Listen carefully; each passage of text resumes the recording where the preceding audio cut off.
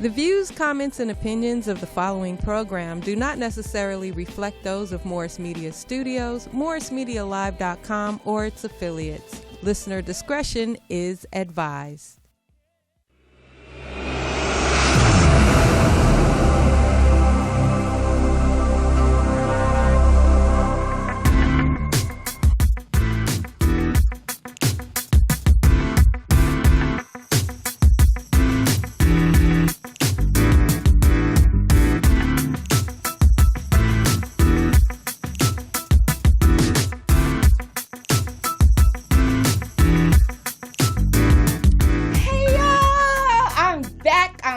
I'm back, you guys.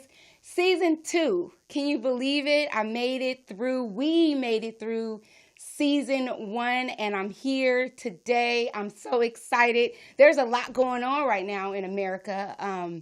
But thank you. Thank you for joining me for another season. Today we're going to have a special show. It's a sensitive topic, as I always say about all of mine. But this topic is a topic that I am actually still working through. But I just want to welcome you to A Girlfriend's Guide to Life podcast. I'm your host, Miesha Shanell. I curated this podcast almost a year ago during COVID. My goal was to touch, move, and inspire you to live the life that you've been given to live.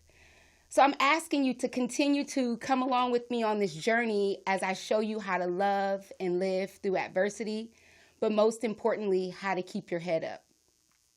And as I said, today's topic is sensitive. And I'm not going to read a lot today. I'm going to really just talk from my heart. I brought a special guest in today. She's actually a sister girlfriend of mine. She's really a sister in Christ.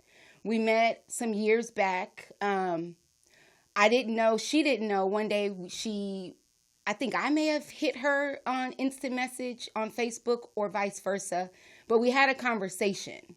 And little did she know that I was going through a divorce, and she was actually separated.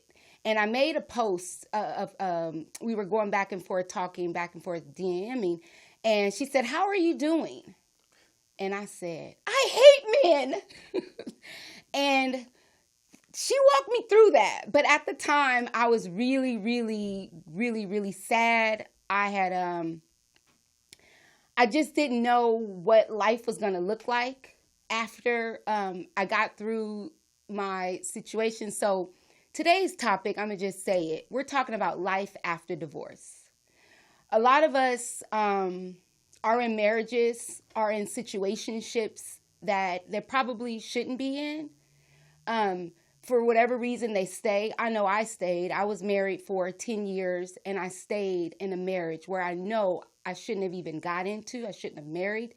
But I stayed 10 long years because I was fearful. I was hopeless. I was depressed. I didn't think that there was life outside of divorce because I was being financially taken care of. All of my needs met. My son was thriving. He was in private school. I had a great life. And I was afraid to leave that. But it got to a place that I was no longer happy inside. I was no longer thriving. I didn't realize that I had birthrights. And that birthright was that I had purpose on my life. So one day I got tired. After 2 long years of extensive therapy, I got tired of being sad. I got tired of dwelling with depression. So I got up that morning, took a shower, and as I was getting dressed, I looked in the mirror, and I said, "Will the real Miesha please stand up?" And at that moment, I knew that I could do it. See, I had been through so many adversities already. As you guys know, I'm an emancipated youth. I lost my mom when I was 10. I had gone through so much that this divorce was just another stepping stone for me to my greatness. But when you're in a situation, you don't realize that you can make it to the other side.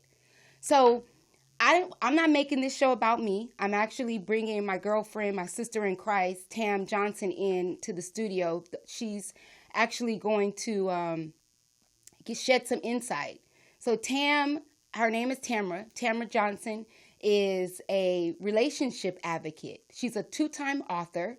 She has written 2 books. She has a book. Her first book was The Marriage Policies and Procedures. And she is going to talk to us about that. The second book, though, that really touched my soul and is the reason that I wanted her to come on. I wanted her to come on to promote her book. She has a daily devotional book called, I just drew a blank, but I know it. Don't tell me. Life After the D. And she's going to come in and give us some strategies. She has 5 elements that she's going to talk about. She has been married for 14. She was married for 14 years. She has 3 beautiful daughters. She is strong in her faith. She knows that she was called to rebuild the commitment to marriage. She wants to continue to help recommit and commit thriving marriages. She is the creator of Make It Rise, which is a synonym for rebuild intentionally, strategically for effectiveness. Her mission is to change the view how society defines marriage. Without further ado, ladies and gentlemen, please help me welcome my girlfriend, Tamora Johnson, to A Girlfriend Guide to Life. Whoop, whoop. Hi. Whoop, whoop. Whoop, whoop. Hey, lady. How you doing? I'm great. How are you? I am wonderful. So I cut your bio a little because I wanted to use this opportunity for you to share who you are, share to us what you've been working on. We both share one thing in common. We share a few things in common, but right now what we share is that we're both divorcees. Yes. We both were in long-term marriages, and that is a marriage over 10 years. And they usually say when you're married that long, you might as well just stay, figure it out. But when deal breakers are violated, it's hard to live a whole life. Absolutely. And you know that. And so I just want, before we delve into the book and the topic, I want you to tell us who you are. Who is Tamora Johnson? Absolutely. You know what? I think that's a phenomenal question. I really do, because for so many years I answered it incorrectly.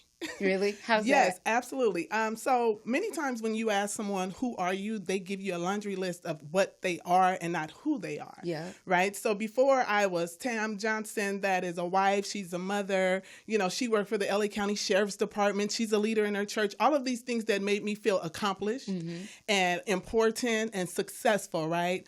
It wasn't until I went to a leadership class where I learned that there's a difference. And even after going to this leadership class, I continued to define myself as these titles. Okay. And that's because I didn't know who I was. And so before you're able to speak on who you really are, you must first know what your purpose is, right? And so it took some time for me to really get confident with what my purpose is. And really, to be honest with you, maybe about 3 years ago when I started going through my separation, I learned that, okay, so you're no longer going to be a wife. Right. So does that chip away at who I am, right? And when my children get grown and gone, does that chip away at who I am? And when I retire from the LA County Sheriff's Department, does that chip away? Right. And when I'm no longer a leader in the church, does that chip away? So who does that leave me to be, right? Your purpose is your purpose. So think of a chair. I like to explain it like this. Okay. A chair's purpose is for to hold you up when you sit down, right? So when the chair is made, whether someone sit in that chair never or a million times, the purpose doesn't change. Right. So what I am can change. Yeah. Who I am, whether I do it or not, will never change. So God created me, Tam, a woman of God, so who am I? I love the question though. Who am I? I am someone who have been purposed to show married couples how to live who God is. I'll say that again. I'm purposed to show married couples how to live who God is. And when I say that, I mean, we should be able to look at a marriage and see the definition of Christ. we should be able to see love. We should be able to see kindness, affection, joy, peace, right? Yeah. Serving. All of those things should be a direct resemblance of what you're doing and not necessarily what you're saying. Yeah. So what God has purposed me to do and what he's poured into me is to pour into couples, to wives and different relationships, different vehicles that he's giving me, right? Mm-hmm. So coaching, couples coaching, group coaching.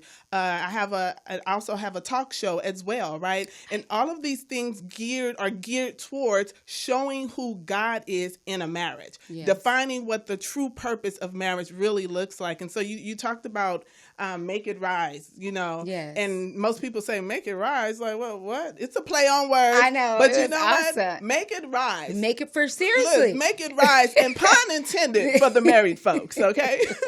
But make it rise, rebuild intentionally and strategically for effectiveness. Yes. Was born in 2015. Okay. It's a movement. It's a movement. Yes. It's a movement. And actually that's a part of the vision. The vision is for us to create a movement where we're changing the view of how society has defined marriage. Yeah. And understanding that everyone's definition, it derives from a different place. But my goal is to show and share what God designed it to look like. Yes. And so when I'm doing these workshops, it's because I want to really teach how God said marriage is supposed to look and how it's supposed to be lived out. Yeah. Yep. And you have a weekly couples talk show that you host. You host and produce. You've created it. Yeah. Share a little bit about that and tell us how we could find your show. Absolutely. So we're every other Friday. We'll actually be airing this Friday, the bi-weekly. 8th. Okay. Bi-weekly, yes. Okay. So we'll be airing this Friday on my Make It Rise page. Make It Rise page. And what we've done is gathered different couples to come on and speak their truth. Okay. The goal is for us to speak about real life things, right? Mm-hmm. To help the viewers see that it's not just us. It's not just me and my husband. Yes. And I've also had women on there that are widows. Okay. I've had women on there that are dating with a purpose, right? Mm-hmm. Because the goal is to get you to a God-fearing marriage, to a kingdom marriage, right? Yeah. So when you say, okay, Tam, you're a marriage advocate, but I see you doing things with single women or divorced women. Well, before we can have a happy, healthy, and whole marriage, we must first be happy, healthy, whole individuals, right? Yes. And so if I don't know who I am, if I don't know that that's what I was created to be, going into a marriage, it's kind of like a setup, right? Yeah. For the union. Been there. Yeah, absolutely. And so have I. And I've learned so much over these past 3 years. I just said, I've learned more about myself in 3 years than I had in a marriage of 14 years, but being with the man for 18 years. I've learned so much about myself. Isn't it phenomenal? Same for me. It's so amazing. It's you don't really, because I feel like for me, I got married and went in and focused on my husband and my son. Yeah. And I was thinking that my husband was going to take care of me on the back end. Mm-hmm. So I forgot about me. Yeah. And it wasn't until I got out of my marriage that I got to see who I really am and what I'm made of. So I definitely can relate to you on that. What are some of your life's passions right now? What are you working on? I'm so deeply passionate about building my brand, Make It Rise. I've been building it, like I said, for some years. 5 years? Yeah, but 6 years. I'm in a different place today. So when you grow, everything that you're attached to grows. Yeah. And because I have accepted my purpose, right? Yeah. So it wasn't forever that I accepted my purpose. But because I am now confidently standing and walking in my purpose, my goal, my passion is to allow this to be my only, not my only means, but my main source of income. And guess what? It will be. It's probably time. Yeah. But sometimes we have to be pushed out. Yeah. And so I'm here for the pushing. Okay. I'm here for the pushing. You definitely, I believe that you ready. You said this to me several times, and I know that to be true because when I got laid off from L'Oreal, I was a buyer at L'Oreal, but I was still running this is after divorce, right? This is while I'm building, trying to figure out what it is I'm doing after this divorce, right? Yeah. So I started working at L'Oreal, and I'm not a 9-to-5er. Felicia and I was actually just talking about this. I'm not a 9-to-5er. Never really been one, but I'm good in fashion. I'm good with numbers. Okay. I was good at my job, but I never really fit in. Yeah. But I didn't complain. I enjoyed it. Yeah. But it was one day I kept saying, I think it's time for me to take my visitation business solo. Like, and not just because I was just doing it part-time, but I was working as a buyer to L'Oreal, right? And I got laid off. Everybody at L'Oreal was crying. It was their dream jobs. It was a phenomenal job with a lot of perks. Yeah. People were crying. And one day, I was just looking around like, they're really like acting as if this is the last thing the best thing that ever happened to them. And one day in a team meeting, I said to them, I raised my hand, and I didn't talk about Christ at church, at work, because it's just being politically correct. People knew that I was a Christian, but I wasn't a holy roller. One day I said, sometimes I said, God wants to move us to greater things, but a lot of times we're scared. Yeah. And this door closing on us is not the end of the world. It's an opportunity for you to fly and do things independently. Absolutely. But what happens with that is when you don't know your purpose. Yeah, that's right? true. Yep. When you are defined by your titles, when you're defined by what you do and not who you are, you tend to connect to those things and it become a part of you. It's attached to you. And so when those things begin to be removed or yanked away from you, sometimes abruptly, it's like, okay, now what do I do? You mentioned being married. You jumped in there being, the number 100 wife, and you were doing everything you could as a wife and as a mother, but it was only a result of you not really being told or taught how to incorporate who you are in your marriage. Boom. Because it's necessary. Yes. And many times we do sit who we are to the side because we have the belief that as a wife, we are not supposed to do what we're supposed to do, but do what we're supposed to do for the husband and for the family only. Yeah. And that's the unfortunate part. And unfortunately, sometimes these marriages end in divorce, you know? And so once it ends in divorce, it takes us to the now what question. Now what do I do? Yep. So how did you come up with the Make It Rise movement? Was it during a time of a dark place, or was it during a time of a purposeful place? Where were you when you created Make It Rise? I was actually, so I would say a purposeful place. So it was after some valleys that my ex-husband and I had gone through. So I was out of the valley, right? Okay. But God was speaking to me even during that time. And after that, he shared with me that was something that I needed to do. But prior to doing it, I had to get permission from my husband. Okay. So he said, you're going to need his support, because the way that I need you to share would be, you're going to have to share some things that you got to be transparent. Oh, got it. And if he says no, then the answer is no. Okay. So here's the thing. My commitment is to God. Yeah. In a marriage, your commitment is to God. And if you're following what the word says marriage is, then there's no way around being who you're supposed to be to the husband. Yes, right? Yes. And so I did that. I went to my ex-husband and I asked, and he's, sure. He said, yeah? Yeah. Awesome. Oh, yeah, cool. So it was team, let's go, right? Okay. Not that it was his purpose, but it was my purpose. Yep. I needed him to support, right? It's just like a baby daddy, right? Yep. And I hate that term. I know, but it's just like a baby daddy. Like, if I need you to buy Pampers, buy the Pampers. If right. Let's co-parent. Let's team play. That's team play. Yes. And I need you as a parent. If someone asks you a question about your wife's child, you can give some information on it, right? Yes. So I had to explain to him what it looked like. I had to share with him. So it was born in a place where God said, I need you to be what you needed when you were in the valley. So when I was in the valley, I didn't think I had anyone. I was too, maybe a little proud. I wanted people to think that our marriage was perfect. It was picture perfect, right? Mm-hmm. And so to go to someone and say, hey, this is what we're going through. I didn't want any judgment. Okay. I protected that man. Okay. I protected his character. Okay. There were a lot of things that I just didn't say because I knew I wasn't done. If that makes sense. Yeah. Dude, I knew that I wasn't done. So it. why would I go and bash him and then turn around and I'm back with him and that people are looking at me like, you fool. Yeah. So I never did that. I went through that. Yeah, I never did that. Well, so I bashed. That was where it was born. You bashed? Oh, girl, I told the truth, hunty. Okay. I won't say bashed, but I went through this. I was very hurt. Okay. And so in the beginning, if you ask, I told the truth. So now that I'm through it, I don't feel like if you know what happened, then you know. Then you know. But I don't feel the need to continue to talk about what happened. The marriage ended. But I went through a place where I was telling everybody. Got it. And I totally understand that. And I want to say that in my purpose, God has given me this special thing to and not that I'm the only one that hear God, but because it's my purpose, I have to know when and when not to speak on something, right? Yeah. What God shared with me, discernment, exactly. Yes. What God showed me was that you can help and you can hinder.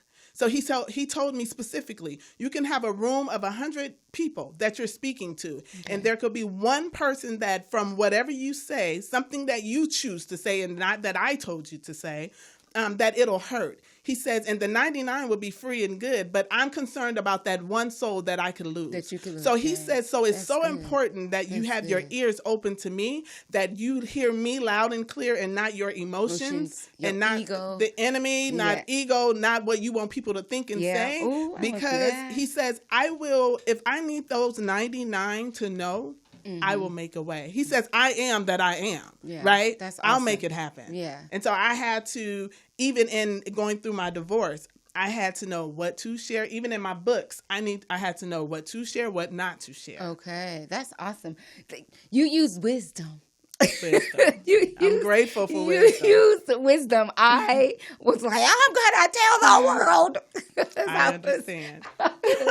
I was hurt. I was devastated. So I'm ready. I'm ready to delve on into the topic. Let's talk about life after D, life after the D. Yes. Which is your woman's devotional. Yes, it is. And I know there's 5 elements that you have for the book, and it's forgiving, coping, healing, recovery, and reaping. Yes. So I want to use this time for you to talk about life after the D. Absolutely. So life after the D is something that I actually chose to write. I didn't choose to write my first book. That was God said you will write this book, right? Okay. This book, I chose to write it, but I got his approval. Okay. Yeah. So talk about that. So getting his approval? Yeah. Well, so because there were because what I put in the book is nothing but my journal entries. Okay. So there was so much in my journal entries, like I just said, that God said is not for the world to see. Yes. Right? Yep. So he had to tell me what to pick and choose, what to put in there, right? Which entries were necessary. And so in this book, this devotional, I chose 12. I chose 12 entries of my journal. I placed them in there. And you'll see in the book, it says, he said, she said, he said, right? Okay. She is me and he is God. Not he is my ex-husband. Okay. I know people came for the tea for that one. They bought it. Yeah. When you say bought it. What did he say? No. How he say it? What God said. So I was throwing a hissy fit in this journal. Okay. I was complaining things that I wasn't allowed to do out in the public. Okay. Things that he told me no. Things that he told me pull it together. Put it together. Okay. You know? Okay, yep. So in my journal, I was able to be free. Okay. And so there were a lot of things that I shared in my journal, of course, just writing. And then I would go back a couple of days later and I'd write what his reply was to me. And so in the book, it says, he says, and it's his reply. Okay. Right. And then it gives the woman, the reader, an opportunity to write what she's feeling at this stage of her, separation, divorce, wherever she's at. Mm-hmm. I've even spoken to women who's read this book that are actually married and still received something from this book. Awesome. And what they learned is that they were broken and didn't know that they were married and broken. Yeah. Poor. Yeah. And that happens. Yeah. That happens, right? And so, as I always say, it's so relatable. You know, God's word is his word. Yeah. This is only his word for those who are going through a divorce. This is only his word for those who, have lost a child. No, his word is his word, and how we interpret it will depend on where we're at and what location you're in your life. Right. And so that's why I love this book, because this devotional, because it works for many other things other than divorce. So with your 5 elements, so forgiving. Mm-hmm. So we all know that in order to move over to the other side, you got to forgive. So talk to us about that. Yes. So how did you choose the elements? I chose the elements by my stages, the stages of getting to being no longer broken, healing, right? So I understand that forgiving is a key. Yeah. Forgiving is the key to get to the other elements, right? And in order for me to get on the other side of that door, I have to use this key. And God says the key of forgiving is going to give you access to everything else you've been asking me for. He says, you're asking me to heal your heart. You're asking me to mend those broken pieces. And you're asking me to, listen at this, help you to have a better relationship with your ex-husband because you have children, right? You want to be mature. Yeah. He says, but before you can get on the other side of that door, you're going to have to use this key. You don't just get to the reaping part, right? Yeah. And so I had to take a step back and say, okay, so I forgive him. He said, okay, now forgive the woman. Forgive her too. Forgive her too. Yeah. And then he said, and now forgive yourself. Right? Yeah, and I want to say that the hardest thing was forgiving myself, because I said a lot of, I should have known. I saw this coming. The red flags were there, right? How could you? And so, so I blamed myself. Yeah, we do. Absolutely. I blamed myself for him hitting me. How do you blame yourself? Wow. I shouldn't have said that. Or maybe I shouldn't have did this. I did. Yeah. And I didn't tell anybody. Right. Yeah. And it's so necessary for us to forgive. Forgiving is not for the other person. And I've heard that all of my life. I've read it all of my life. And I thought I believed it until I had to do it. Until I had to really do it. I know. Ooh. Right? It was no longer a surface thing for me. Yeah. I had to literally live this thing from inside out and forgive and not just put on a show, which leads me to the second element. I'm in the door now, right? Coping. So we've forgiven, and now we're inside of the room. God has allowed us to come in the room, and we're standing there looking like, oh my God, all of this is for me, right? Right. And he says, because we see if I do these things, what's at the end, the reaping, right? Yes. And so we're excited to get there. To the end. And God is like, but there's a process. Exactly. You are underdeveloped right now. It's just like being pregnant, right? You're pregnant with this baby, and God will not allow you to push until you are developed completely, or the baby is developed, or you're going to hurt it, or you're not going to do what it was purposed for, right? So in coping, I always say that there's 2 strands of coping. Okay. One strand is the strand that says, I need everyone to see that I'm good. They know what I went through. I just got to pull it together. Like, pull it together, Shantae. Fake it till you make it. Fake it till you make it. Just get through, right? Yeah. Don't let them see you sweat. Okay. And then there's the other strand of coping that's similar, says some of the similar things, right? But then there's an added piece to that. Okay, what's that? But God.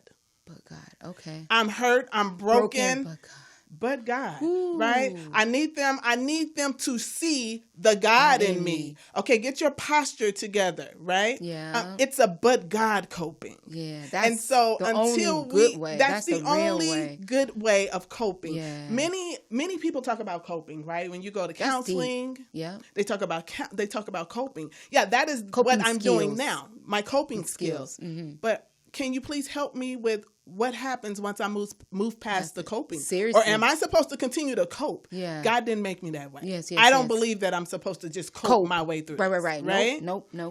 So you have the coping, you go through this thing, and then you go, which leads you phase into healing. I-N-G. Healing, not healed. Healing. Still processing. Wow. Still processing. That's At deep. this point, You've done the coping. You know that they're watching, right?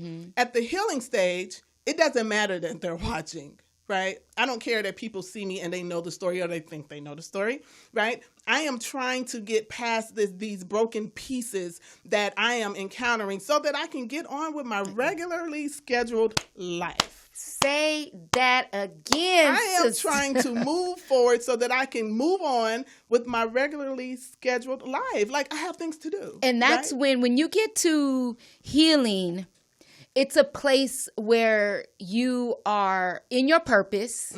You're closed off from distractions. You've already moved past all these things that was keeping you down. Now you have blinders on. Listen. And these are when your dreams are birthed. Absolutely. But you can't skip. You cannot. You can't, dude. The way you are explaining it is so you're articulating it so clear. Amen. And keep going. This is good. Let me share something with you. How God he laid it on the table for me. When he gave me these 5 elements. Okay. I saw a hospital. Okay, tell me the analogy. I saw the emergency room. Okay. I'm sorry. I get teared up when I think about this right here. But I literally saw an emergency room, and he said, okay, so I've given you the key. Now it's time to cope, heal, recover, and then reap, right? Because you feel like you're going to die. You feel like you're going to die.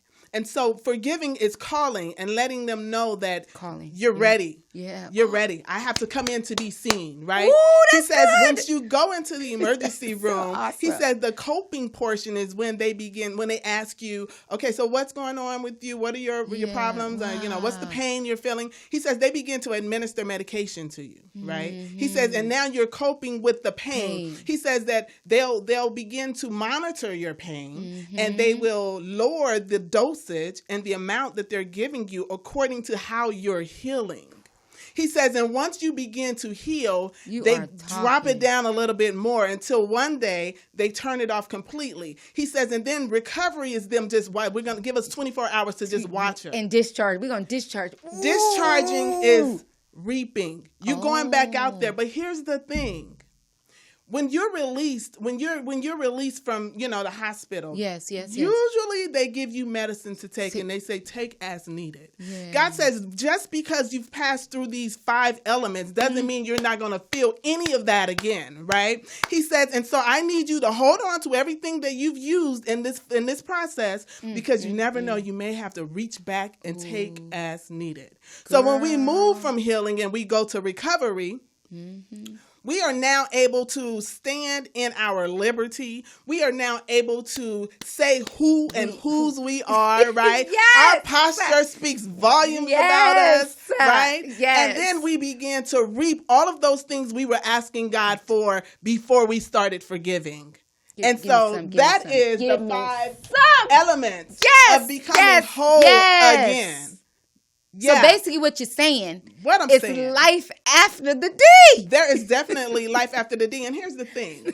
I want us to live life after the D and not just exist in life after the D. Living says, I'm not allowing anything or anyone to hold me down just because I was divorced. Because, see, many of us think that being divorced is a bad thing. It's a negative. Right. Especially when we think that being a wife makes us powerful, makes us, it's the tell-all be-all, right? But again, what if you are no longer a wife? Which that is my situation and that is your situation. Yes. But I'm bummed. Girl, I'm better single woman than I am a wife right now. Like, I like who I am. Look at me. Shoot. Okay. I feel, honestly, I'm going to keep it 100. I feel prettier than I have ever felt in my entire life. And it's because I don't feel that I need to be attached to a man. Listen, you know why? There's so many things after divorce. There's so many things about you that will be exposed. So for me, being in a marriage for 14 years and in that relationship for 18 years, there were so many layers covering me up. There was things that I didn't need to do, right? Okay. Because it was routine. Yep. And he didn't require a lot, to be honest with you. But what I'm learning as the woman that I am today is I need a man that does require me to do some things, right? I need you to be assertive in areas that because I know me, I know my personality. Yes. My personality is assertive. Yes. I know who I am. Yes. I know what I want and where I'm going, right? Yes. And to be with someone that doesn't know that about themselves, it will probably hinder us. Oh yeah, because you want your mirror. You want to, when you look at him, you looking at yourself. You want, and he'll know. I always say, the man that I believe that who I am with right now is someone special, and I believe that she just may be. What is all I don't know. It's still like we're still rolling and trying to figure things out and getting to know each other. But I feel you. I too. My son told me this the other day before he left to go back to college. He was like, you know you bomb, right? I was like, I love it. Thank you, son. He was like, and you pretty, right? I was like, yeah. He likes me natural. So he doesn't so much care for me. And he was like, and the one that you with, the one that you're going to be with, the one you're going to marry, he's going to want you for you with no red lipstick, with no eyelashes. He's going to love you for who you are. And I was like, thank you, son. Thank you, boo. I love that. And I get that. So we'll see. But I hear you. We artists. If he ain't a mirror image of me, then I don't know. But here's the thing also. So I understand, and we all need to understand that the person that you are with or that you marry, their purpose or your purpose isn't necessarily their purpose. Yeah. Oh, for right? Sure. Yeah. So I understand what you say when you mention about the mirror thing. Yes. We have to reflect each other, and we have to enhance. I need to enhance who you are, and you need to enhance who I am, right? So in Genesis, just a little bit. Yep, tell me. In Genesis, preach. It talks about God creating someone for Adam that was suitable. And I say this a lot. That's real. And it didn't say compatible, right? Suitable. It's suitable because our compatibilities have seasons, right? So we may be compatible right now when we first start talking, because it's new and we're just trying to get to know each other. We have that in common. Yes. However, are we suitable for each other's purpose? But if I don't know my purpose and you know yours, we just two dumb fools. The blind leading the blind. But what happens when he knows his purpose and she doesn't know her purpose, and now it begins to feel heavy? Yeah, because she's hounding him. Yeah. And that's you can't put the onus on the other person. It's not fair. Yeah, it's that's not fair. Real. That's you I know you don't want to know, you don't want to be caught this, but you're preaching. Like you teaching. I'll take that. You are like giving some jewels, like some golden nuggets. Like we need to hear this. And I know, and I hope that people aren't taking from this conversation that you are advocating divorce, because that is not it. Like it's wholeness. It's if you decide what I believe and what I've gotten from you and studying you and listening to you and even being a guest on your show, on your platform, is that you want us to be whole people. You want us to be a whole couple. Yes. And if we both work together and move together in our purpose, we will have a thriving marriage. Man. But if not, you don't have to stay and not be happy because you got some elements that you can go through. Right. So with that, you mentioned dating with a purpose. And also, before we go on, if anybody wants to call in and talk to Tam, because her phone is blowing up over here, they probably trying to get in. That's not mine. That's not. Oh, that's mine. Ooh. That's hilarious. The shade. Yeah, I know, right? That is all me. I'm sorry, my bad. Okay. My phone over here blowing up. Right. So if y'all want to call in, she's like, that ain't me. Don't be putting that on me. If y'all want to call in and talk to Tam, talk to me, you can call us at 323-815-4204. That's 323-815-4204. Call in, talk to us, give us some shout outs, say hi to us. If you have some insight or you have a question, feel free to, the phone lines are open, feel free to call in. So you mentioned dating and dating with the purpose. Yes. And I didn't mention it in your bio because I really wanted you to. I want to dig it out and have you have conversation with you without me saying it, because then we'll brush through it and not talk about it. Absolutely. But let's talk about dating with purpose, because you and I have had this conversation a lot about dating with a purpose. What does dating with a purpose look like to you? Okay, absolutely. But before we go there, I want to mention something really fast. Okay. You said a second ago, that we're not here saying that we're for divorce. Yes. I also want to mention that we're not here to bash men. Oh, I love men. Yeah, I know. I love black men, and I ain't here to do that. And I will cut you off. But I do understand that depending on how people receive things. Okay. Right? Yes. I want to make it very clear, because I know my ex-husband and I are friends. Okay, good. You know, so this is nothing bad. No. This is all about God. Yes. And not about him nor me. Yes. But to move forward with... No, that's good. Yeah. I'm glad that you brought that point up. Not at all. First of all, I love the black men. I will never date. I won't say will never, but I prefer to date outside my race. I really love the black man. I think he is powerful. He is a king. Yeah. And I will never, ever allow myself or my sister or queen to bash the black man. America has bashed y'all enough. Absolutely. So if anybody is taking offense to our conversation, that's something that you need to check yourself, because that is not our intention. Our intention is to build people, build black men and black women into whole Christian people. That is it. Okay. So if you feel in some kind of way, you need to check your own self. So back to our regular question. Dating with a purpose. DWP, DWAP. You know, okay. Yep. Somebody said it sounds like a dance, and I was like, well, let's make it. Let's make it a DWAP, right? Because that's one of my titles. I'm a dancer. Okay. Oh, okay. But anyway, that's awesome. You got to teach me something, because I don't know how to dance. Absolutely, I got you, girl. But at 45, the way it's set up. Anyway. Right?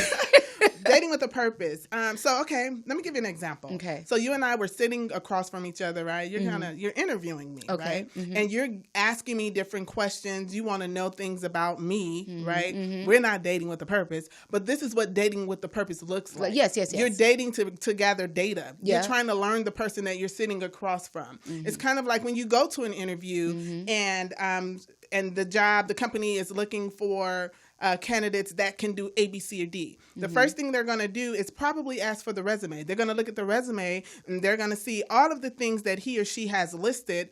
And if you seem suitable, not compatible, move to the next phase. Then you move to the next phase. You come in. We talk about it. I ask you questions about it, right? So I see this is your experience, right? Yeah.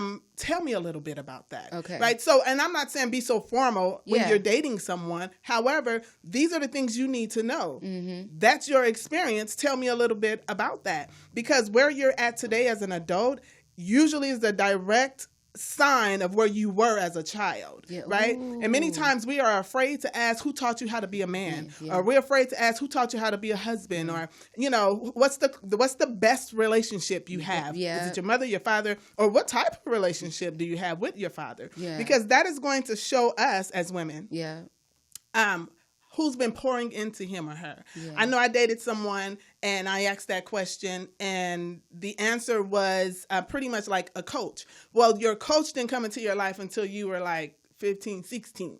Okay. So what happened before? So you want to know. Just roaming around the streets of this. So you ask those questions, and then the answer come out. And many times that answer will give you the answer to what's going on over here. Yeah. So those things you're asking, like, what is that? Right? And it gives you the opportunity to say yay or nay when you're dating with a purpose. Yes. So just because I claim dating with a purpose doesn't mean that person, and this is in general, doesn't mean that person that I am dating with a purpose is going to be my husband. Right. Because we may get to a point where it's like, for a month, you be like, oh, that's not my purpose, you know? And you're supposed to date. Yeah. You gave me your experience, and I thought that was so bomb. So it helped. So I read this book. Did I tell you this? I read this book. It was called Dating in 90 Days. Mm-hmm. And so what the book entails, and I'm going to promote it. I'm going to promote the book Dating in 90 Days, I believe is the name of it. Mm-hmm. But what the book what it tells you to do is it tells women to date 3 men It clearly states do not have sexual relationships. It clearly states. It clearly states that it is not intended for you to meet 3 men and have sex with them. That is not the intention. The intention is for you to date 3 men at one time. You can tell the men, I'm dating. Yeah, you don't have to say I'm dating 2 other guys, but I'm dating. I'm not dating anybody exclusively, but I'm dating. Right. And what it wants you to do is date these men for 90 days. And not to kiss, not to rub, no romance, just get to know him as a friend. And after the 90 days, you guarantee one of them will hang on, right? So you date that one guy, and if he gets to that place, usually because he's going to be like, oh my God, I don't want anybody else to want him. I don't want anybody else to take her. So he will try to ask for exclusivity. If that's where you are, and if that's what you want, if that's the purpose of the book, is to find a mate, right? Right. You date him. Okay. And you can date him, and then if after you date him for a month, 2 months, now you're dating. So if you date him for 90 days, now you're dating him. Let's say you've been dating him for 2 months exclusively. Right. But what if you see something after the 8 weeks that you don't like? No one is saying that you got to stay with him because you hopefully haven't been intimate yet, and no emotions are attached. So you move on, and then you're still dating with the purpose. Boom. And you're still dating with the purpose. So not dating with the opposite of that is, I'm just trying to pass time. The opposite of that is something I was told. In order to get over one, you get under a new one. Listen, that's some old school shamalama right there.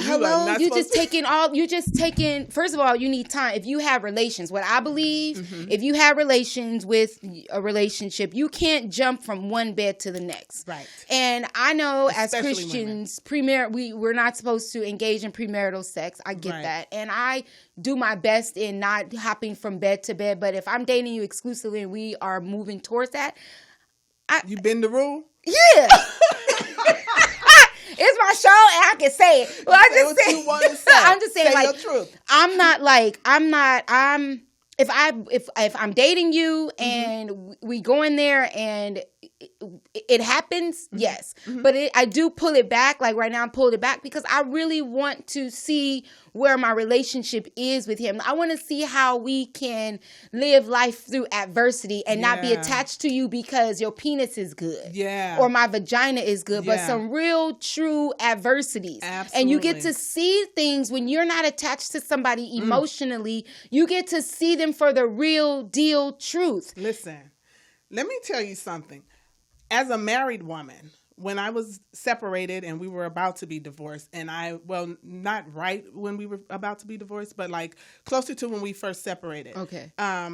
I tried to use sex to pull him back in. Okay. It don't work. No. It does not work. It right? doesn't. I would have sex with him. I didn't want to, but I felt like this is my husband. This is my husband. And I believe that if I put it on him good, he gonna come back. He gonna think again, you know. He gonna act right. No, it didn't work. And so even when we are just dating, here's the thing. Dating, not married, having sex, that's a whole nother story. No. What is marriage? Marriage is consummation, but let's back up.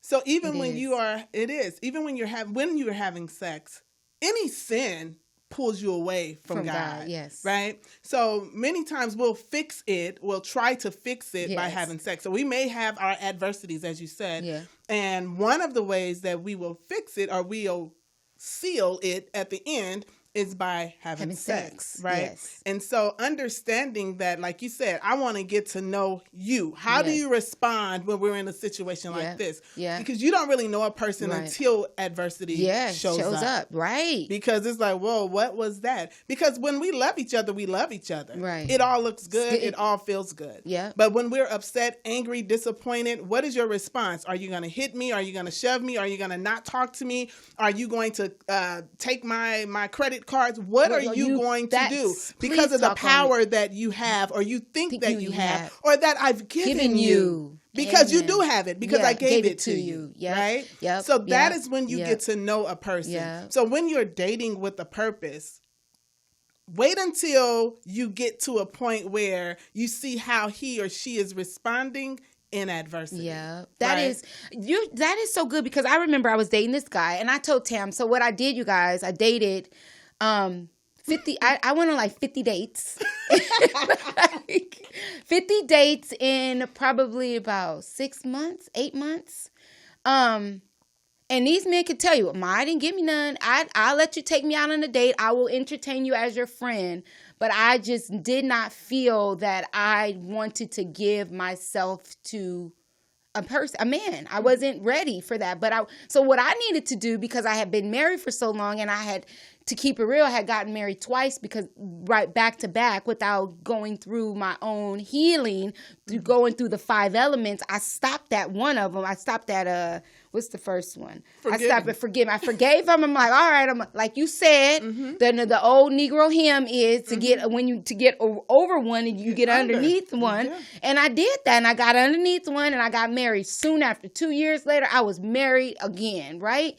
So this time around in my 40s, I'm like, dude, I don't even know. Times have changed. It was 20 years. Yeah. For 2 marriages, it was 20 years. So now I went in at 24, 25 as a married woman, and came out at 40 as a single woman. So I'm like, I need to date. So I dated. And I think that me dating and getting to know what it was that I wanted and what I liked, I didn't know if I wanted a chubby guy. Did I want a guy with a belly? Did I want a short hair guy? Did I want a long hair guy? Do I like a guy that snort? I mean, that fart. Do I want him to smack? Like, do I want him to open my doors? Like, I needed to see that. And guess what? It was so much fun.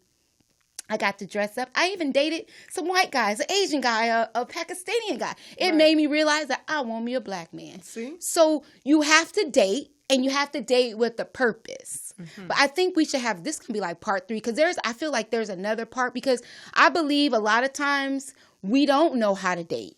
Right.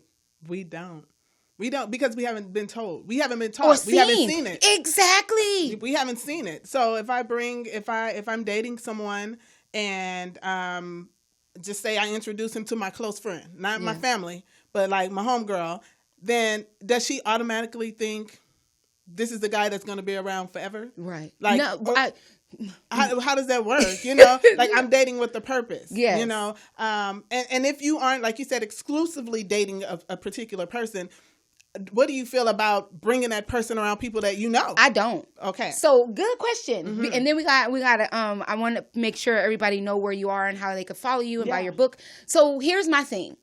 No one gets to meet anybody in my circle. You meet them by accident. I shouldn't say accident, but you meet them by chance. Yeah. So like, for instance, how did somebody meet my son? Okay. So I may have been dating you exclusively for like 3 months, 4 months. And I'm not ready to introduce you to my son, but you might be dropping me off at home, and my son may be pulling into the driveway. Right. And I'm like, oh, okay, John, this is Isaiah. Opportunity. Yeah. I'm not telling you, John, this is my boyfriend, my son. This is my friend. And then of course my son's going to say, so who is that? Yeah. Who's this man? So I date in private. When the time is revealed who my mate is, because I believe that is my own, I have my own right to keep him to myself. Right. And I just don't feel that, I'm private anyway, and I just don't feel that everybody needs to know. Now, when time permits, then you will. But a lot of times they don't even get that far. And I'm happy because... Yeah. But that's a good thing. I'm not going to lie and say that my son hasn't met somebody or two that I thought that was probably going to be it, and then it turned out not to be. Right. But at this age, we're grown, our kids are grown, they're all right, and we just try a little harder next time. And those relationships that didn't actually work, you learned something in those relationships. Most definitely. So I know that going forward, sometimes I don't know what I know what I don't want. Yes. I may not know what I want. Yes. But I know what I don't want because of the experience. Now, when you experience something new and fresh from a new person, it's like, okay, I like it or I don't like it. Yes. Right? And then you have a choice. That is, this conversation was amazing. Girl, we're almost out of time. Fun. We got 5 minutes. And I really want to make sure that we promote your book. So tell us two things. How we can find you on social media and how we could purchase your book. Absolutely. So on social media, I am Tamora Johnson, Tamora Johnson. I'm also Make It Rise on Facebook and on Instagram and also on YouTube.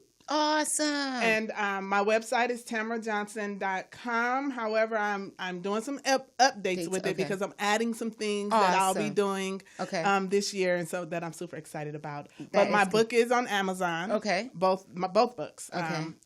You can just type my name in. Yep. And they'll come up. I found it. Yep. Yep. But yeah, that's pretty much it. That's how you can find me. And I'm excited to connect with the people. Right. And please, you guys, so her show is airing Friday. This Friday, will be talking. We'll have a couple on the Matwires, and they are talking about they have a book called 10 Keys to a Successful Argument. Ooh, so we'll be talking about awesome. How do you successfully argue? Like, it sounds like an oxymoron, but it's real. Right, but it's real. And so they're going to share some tips on that, and I'm excited about that. Me too. I'll be tuning in 6 o'clock to that for sure. Is there anything else that you would like to share that we didn't get to, that I didn't get to? Do you feel like you got it all out?